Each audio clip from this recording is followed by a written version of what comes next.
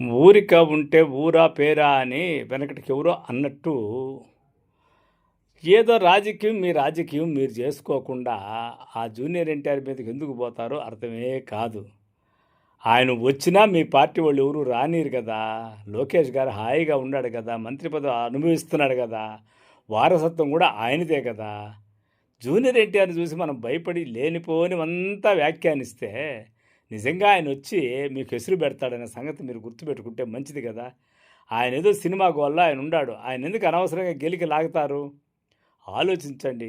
కాకపోతే మీకు సలహా వస్తే రాజకీయంగా ఆయన్ని తెలంగాణకు పంపించి ఆ పార్టీకి వింగ్ లీడర్ చేయండి.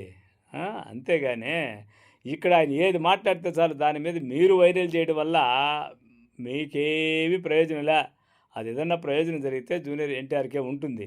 నేను అప్పుడప్పుడు జూనియర్ ఎన్టీఆర్ గురించి మాట్లాడేటప్పుడు ఎప్పుడైనా సరే ఆ కలియుగ కర్ణుడికి ఇది ఎన్నో అవమానం అంటూ అప్పుడప్పుడు వీడియోలు చేస్తూ ఉంటా.